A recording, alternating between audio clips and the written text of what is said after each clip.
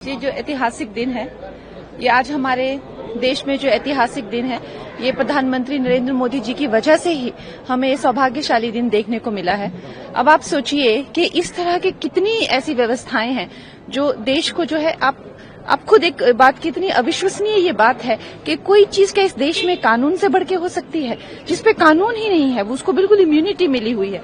तो इस तरह से गैर कानूनी जो है वो काम में इंडल्ज होती है, दिमक बनी हुई है ऐसी मैं कह रही हूँ। लेकिन ये जब सब चीजों को कहीं ना कहीं पूरे देश की, चाहे वो स्वच्छता आंदोलन हो, चाहे वो करप्शन के अगेंस्ट हो, चाहे वो गंदगी के अगेंस्ट हो, ये हमारे प्रधानमंत्री यशस्वी प्रधानमंत्री नरेंद्र मोदी जी के हिस्से में सब काम लिखे गए हैं। तो सारा देश जो है इस एक उन्मुक्त है कि इतना बड़ा, आप देखिए कि मतलब जितने देशों का एरिया नहीं होता है उतना एरिया जो है उस पर कब्जा किया हुआ है।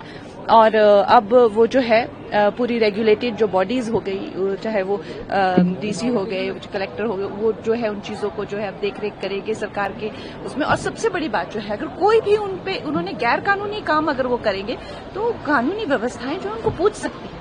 इससे पहले देखिए क्या हालत थी देश की। तो देश ये देख रहा है, समझ रहा है कि चाहे वो कश्मीर हो, चाहे वो अरुणाचल हो, हिमाचल प्रदेश हो, या कोई भी जो काम कितने सालों से रुके हुए थे वो प्रधानमंत्री नरेंद्र मोदी जी जो है इस देश के लिए कर रहे हैं। कन्या जी, लेकिन जिस तरह से अपोजिशन ने कल कहा कि सरकार इस बिल के बहाने जो माइनॉरिटीज हैं उनके संपत्ति पर कब्जा करने की, इंक्रोच करने की कोशिश कर रही है, उनके रिलीजन में दखलंदाजी की कोशिश कर रही है, उसके बारे में क्या कहना है?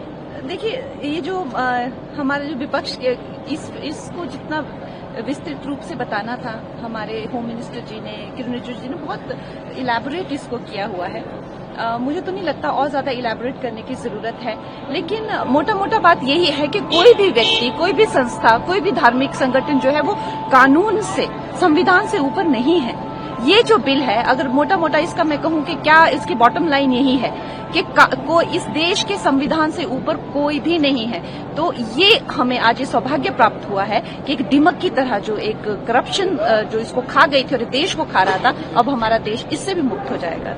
पार कर कभी ये सोचने की भी बात नहीं करी कि वो देश के अंदर रहने वाले किसी भी लोगों को जो उनके विचारों से असहमत हैं, उनके विचारों को बुलडोज करने का काम करें। आपने तो किया है। चर्चा तो हुई सर, बुलडोज तो हुई है, संसद में तो चर्चा ही होती है ना। नहीं, चर्चा आपने करा क्या है? आप संख्या बल के आधार पर बुलडोज तो कर दिया सब।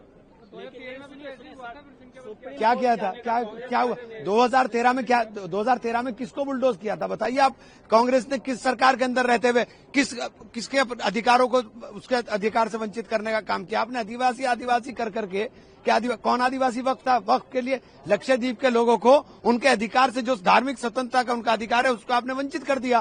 सुप्रीम कोर्ट जाने का ऐलान कांग्रेस पार्टी ने किया है। जाएंगे, और क्या है, सुप्रीम कोर्ट कस्टोडियन है संविधान की, और ये संविधान के ऊपर हमला है। Demanding from the government some clarity on what the government stand is on these issues. There have been a number of reports in the newspapers that America is objecting to various tariffs. For example, complaining about the agricultural subsidies given in the form of MSP and so on, and that they want India to reduce them.